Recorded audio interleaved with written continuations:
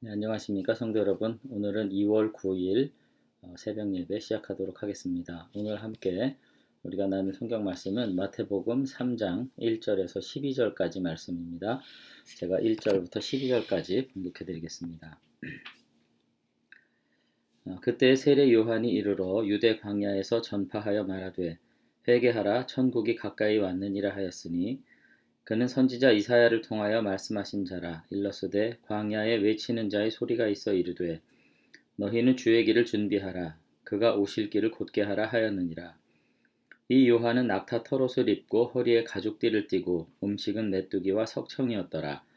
이때에 예루살렘과 온 유대와 요단강 사방에서 다 그에게 나와 자기들의 죄를 자복하고 요단강에서 그에게 세례를 받더니 요한이 많은 바리새인들과 사두개인들이 세례 베푸는 대로 오는 것을 보고 이르되 독사의 자식들아 누가 너희를 가르쳐 임박한 진날을 피하라 하더냐. 그러므로 회개에 합당한 열매를 맺고 속으로 아브라함이 우리 조상이라고 생각하지 말라. 내가 너희에게 이르노니 하나님이 능히 이 돌들로도 아브라함의 자손이 되게 하시리라. 이미 도끼가 나무 뿌리에 놓였으니 좋은 열매를 맺지 아니하는 나무마다 찍혀 불에 던져지리라. 나는 너희로 회개하게 하기 위하여 물로 세례를 베풀거니와 내 뒤에 오시는 이는 나보다 능력이 많으시니 나는 그의 신을 들기도 감당하지 못하겠노라. 그는 성령과 불로 너희에게 세례를 베풀 것이요 손에 키를 들고 자기의 타작마당을 정하게 하사 알곡은 모아 곳간에 들이고 쭉정이는 꺼지지 않는 불에 태우시리라. 아멘. 네, 이제 오늘부터는 앞선 1장, 2장이 예수님이 누구신가, 그리고 예수님이 어디서 오셨는가, 예수님의 정체성, 또 예수님의 기원, 이렇게 우리가 이야기할 수 있겠습니다만, 이와 같은 예수님에 대한 어떤 선포, 그리고 정의를 내렸던 이제 마태가 본격적으로 그 예수님을 그와 같이 메시아라고 하늘로부터 오신 분이라고 이제 선언한 이유가 무엇인지를 설명하는 내용에 우리가 이제 들어가기 시작했습니다. 그러니까 실제로 이제 2장부터가 본론이라고 할 수 있는데 놀랍게도 2장부터 예수님이 등장하는 게 아니라 지금 세례 요한에 대한 설명으로 시작하는 것을 이제 볼 수가 있습니다.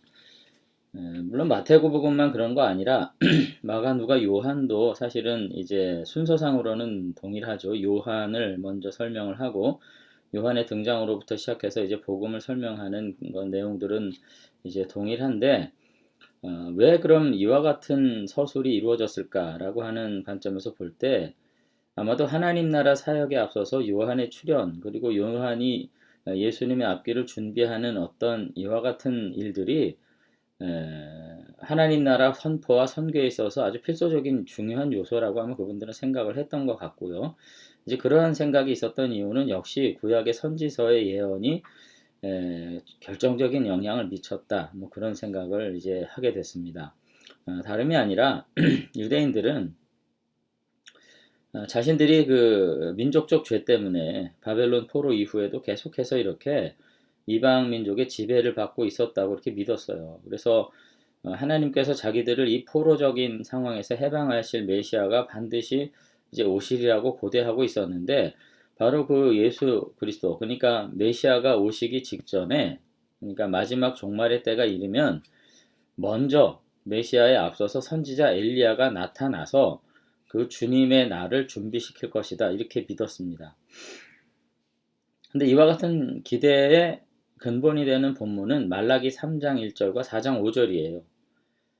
구약의 마지막 책인 이 말라기의 예언에 따라서 마지막 때에 메시아가 오기 직전에 엘리야가 먼저 온다 이렇게 생각을 했다는 거예요. 그 사람들이. 말라기 3장 1절에 보면은 이런 말씀이죠. 만군의 여호와가 이르노라 보라 내가 내 사자를 보내리니 그가 내 앞에서 길을 준비할 것이요 또 너희가 구하는 바 주가 갑자기 그의 성전에 임하시리라. 곧 너희가 사모하는 바 언약의 사자가 임하실 것이라. 이렇게 되어 있습니다. 그러니까 마지막 때 내 사자를 보내는데 그가 내 앞에서 내 길을 준비할 것이다. 이건 이제 지금 세례 요한을 이제 예상하게 하는 말인 거죠. 또 그가 구하는 바 주가 갑자기 성전에 임하시리니 곧 너희가 사모하는 바 언약의 사자가 임할 것이라. 이렇게 되어 있고요. 4장 5절 6절에 보면 조금 더 이제 윤곽이 명확하게 나옵니다. 보라 여호와의 크고 두려운 날이 이르기 전에 내가 선지자 엘리야를 너희에게 보내리니.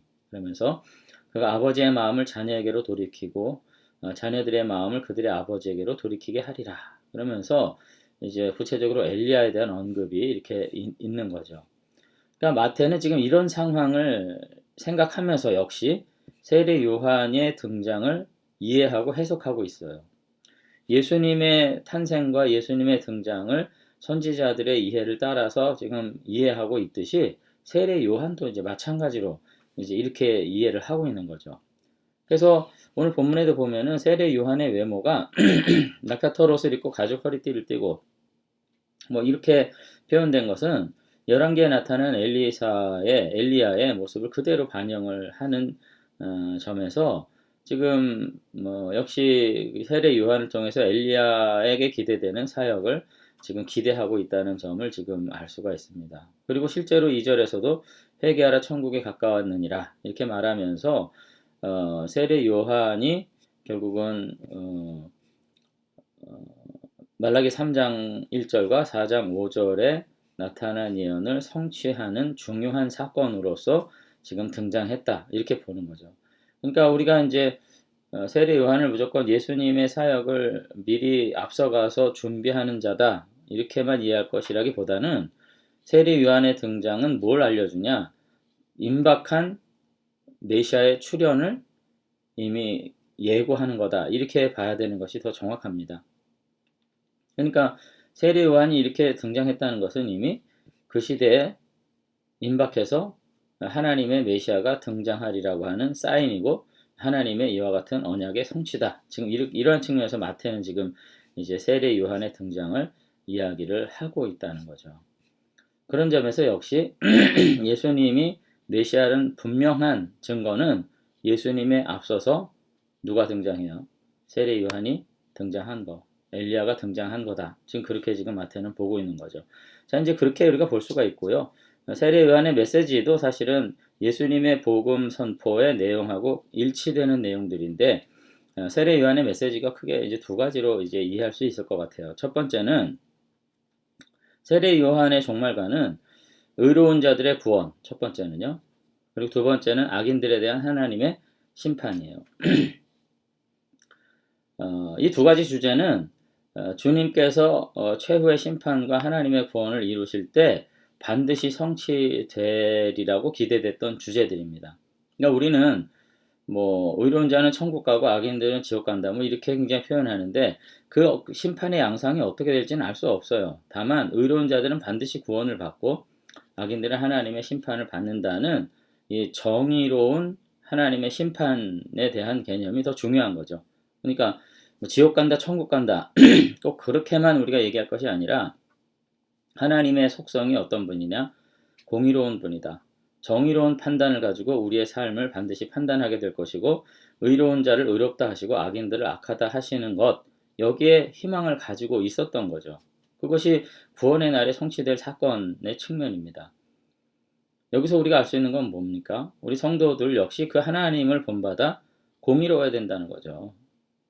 선악을 분별할 줄 알고 무엇이 의롭고 무엇이 악한지에 따라서 우리도 그와 같은 평가를 따라 우리가 일상을 살고 그와 같은 하나님을 우리가 기대하는 것이 가장 중요한 가치라는 점을 우리가 생각할 필요가 분명히 있습니다. 근데 세례 요한은 바로 이와 같은 성취가 예수님을 통해서 이루어질 것이라고 선포를 해요.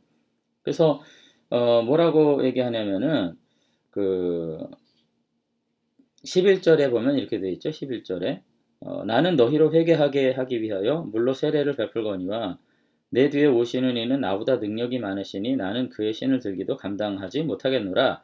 그는 성령과 불로 너희에게 세례를 베푸실 것이요. 이렇게 얘기하잖아요. 지금 본인은 물 세례를 주는데 이것은 앞으로 장차 이루어질 성령과 불로 이루어지는 세례. 마지막 종말의 심판의 하나의 예표이고 이것은 하나의 그냥 미리 예고편으로서 너희들을 준비시키기 위한 것이지 실제로 내가 무엇을 하는 것은 아니란 뜻입니다. 그러면서 정말로 이제 나보다 능력이 많으신 이 바로 종말의 구원과 심판을 베푸실 그분께서는 성령과 불로 그러니까 성령은 뭐예요? 불과 성령이 뭐 뜨거운 거다 이렇게 조합을 해서 생각하시면 안 되고요. 의인에게는 구원을, 악인에게는 심판을 이라는 말을 지금 표현하는 거죠. 성령과 불, 의로운 자들에 대한 구원, 악인들에 대한 심판을 각각 그렇게 이제 표현을 한 것입니다. 결국 요한은 이렇게 구원 성취의 이중성에 대해서 지금 선포를 해요. 그것이 정말로 하나님의 공의로운 심판이기 때문에 그래요. 의로운 자를 의롭다 인정하시고 악인을 악하다 인정하시는 것이야말로 하나님의 심판이고 그것이야말로 공의로운 하나님의 나라가 시작되는 시점이니까. 그런데 이와 같은 요한의 이해 때문에 사실은 예수님의 사역 중간에 예수님이 누구신가에 대한 고민을 사실 요한은 하게 됩니다.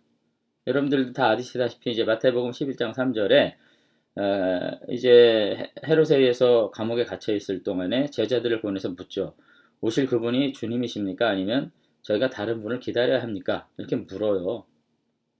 이때 예수님께서 대답을 하십니다. 뭐라고 대답하시냐면 너희가 가서 듣고 보는 것을 요한에게 알리되 맹인이 보며 못 걷는 사람이 걸으며 나병 환자가 깨끗함을 받으며 못 듣는 자가 들으며 죽은 자가 살아나며 가난한 자에게 복음이 전파된다 하라. 누구든지 나로 말미암아 실족하지 아니하는 자는 복이 있도다 하시니라. 이렇게 말씀하세요. 그러니까 지금 이 말씀은 뭐냐면은 의로운 사람들에 대한 구원이 지금 일어나고 있다. 그런 뜻입니다. 다만 악인들의 심판은 지금 일어나지는 않고 있는 건 분명해요.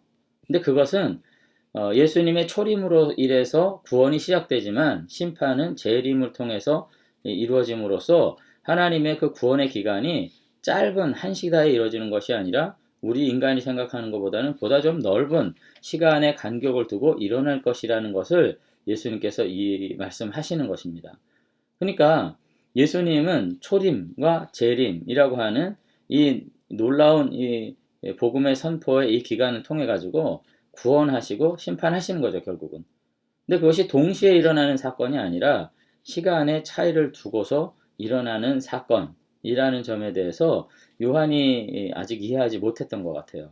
그러다 보니까 요한은 굉장히 급격한 하나님의 구원과 심판이 일어날 것을 지금 얘기하거든요. 그래서 8절 이하에도 보면은 이렇게 말하죠. 회개에 합당한 열매를 맺어라. 그러면서 속으로 우리 아브라함이 우리 조상이라고 생각하지 마라. 내가 너에게 이르노니 이미 능히 이 돌들로도 아브라함의 자손이 되게 하시리라. 그러면서 이미 도끼가 나무뿌리에 놓였으니 임박한 이제 하나님의 심판에 대한 예고잖아요. 좋은 열매 맺지 아니하는 나무마다 찍혀 불에 던져지리라. 이렇게 얘기를 이제 했는데 사실상 그 구원과 심판의 이중 성취가 적당한 어떤 기간을 가지고 말세라고 하는 거죠.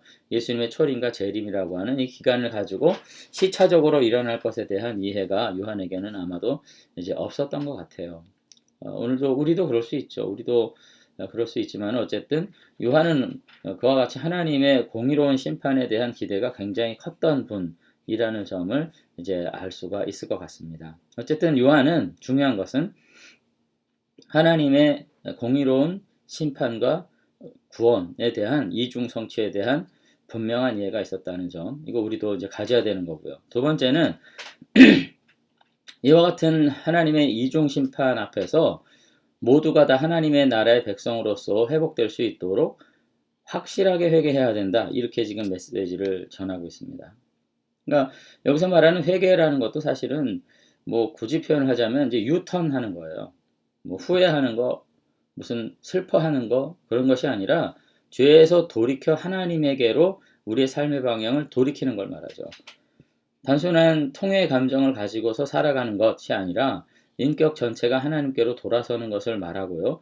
그런 점에서 여기 등장하는 어떤 대표적인 사람들, 7절에 보면 바리새인과 사두개인들, 그리고 군병들, 뭐 이런 사람들의 경우에는 자신들의 삶이 지금까지 누리고자 했던 그 영광과 그 부와 그 모든 이 사적 이익을 위해서 취했던 모든 악한 삶의 방식을 돌이켜야만 너희들이 구원을 받는 것이고 용서를 받는 것이지, 여기 나와서 괜히 물로 세례받는 이와 같은 형식적 세례에 너희들이 너희 자신들을 다시 한번 숨기는 이런 짓 하지 마라. 오늘 이렇게 얘기하고 있거든요.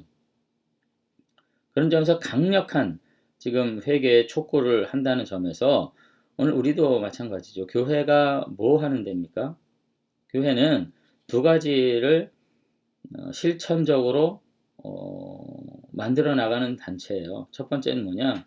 오늘 세례 요한이 말한 회개. 두 번째는 뭐예요?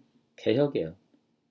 회개에서 돌이킬 뿐만 아니라 더 능동적으로 하나님을 향해서 나아가서 진정한 하나님 나라 백성의 삶을 만들어내는 것. 이것이 교회고, 오늘 이 모든 것들은 모든 사람에게 열려진 은혜라는 점 우리가 다시 한번 깊이 생각할 수 있으면 좋겠습니다.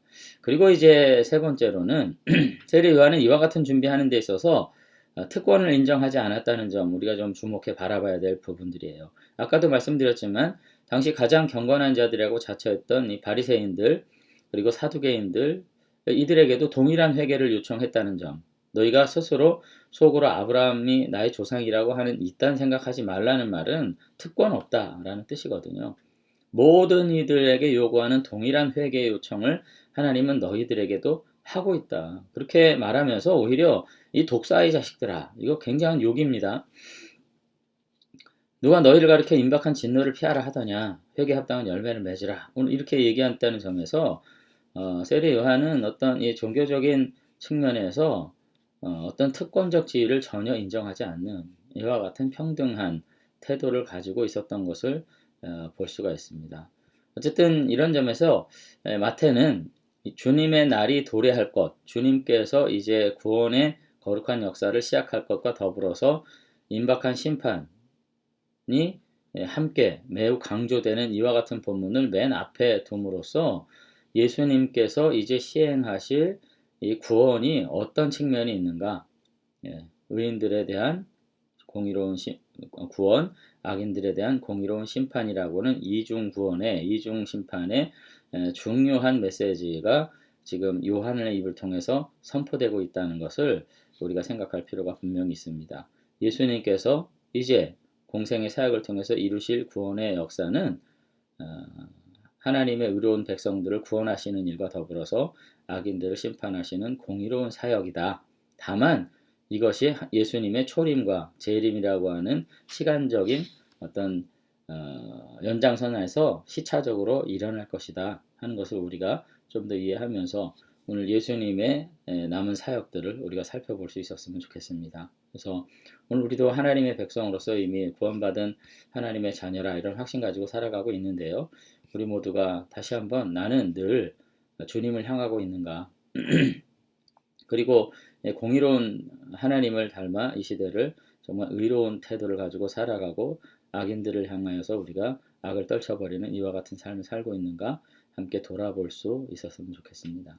네, 함께 기도하겠습니다. 하나님 아버지 오늘 세례 요한에 대한 묘사 그리고 그분의 선포들을 우리가 살펴보면서 주님께서 이 땅에서 이루실 사역의 내용이 무엇인지를 우리가 살펴보게 됩니다. 다시 한번 구원받은 자로서 우리가 감사함으로 살 뿐 아니라 하나님의 공의로운 심판 앞에서 우리도 참과 거짓을 분별하고 그 안에서 공의로운 삶의 태도들을 통해서 하나님의 자녀인 것을 드러낼 수 있는 참 믿음의 사람들이 될 수 있도록 우리를 붙잡아 주시옵소서. 또한 세례 요한이 선포했던 것처럼 특권자들을 인정하지 않는 그리고 평등한 삶을 하나님 앞에서 우리가 살아갈 수 있는 이 같은 겸손을 주셔서 먼저 믿거나 나중 믿거나 이 땅에서 우리가 어떤 삶의 부유한 태도를 갖다 있자 할지라도 우리가 다시 한번 겸손함으로 하나님 앞에 설 수 있는 참 믿음의 사람들이 될 수 있도록 은혜 베풀어 주시옵소서. 이 한 주간도 복되신 주님께서 우리의 삶에 동행해 주실 줄로 믿사옵고 예수님 이름으로 기도드리옵나이다. 아멘. 네, 감사합니다. 오늘도 다시 한번 설을 명절을 앞두고 있는데요. 우리가 잠잠한 가운데 우리의 삶을 돌아보면서 하나님을 닮아갈 수 있도록 기도하시고 우리가 구원의 하나님의 자녀 가운데 살아가는 거 감사하시고요. 또 우리 안에 늘 공의로운 삶의 태도를 가지고 이 시대를 분별하며 살아갈 수 있도록 우리에게 지혜와 명철을 달라고 우리 함께 기도하시면서 믿음 안에서 우리의 삶이 한 번 더 주님 앞에 가까이 나갈 수 있는 한 주간 되시면 좋겠습니다. 감사합니다.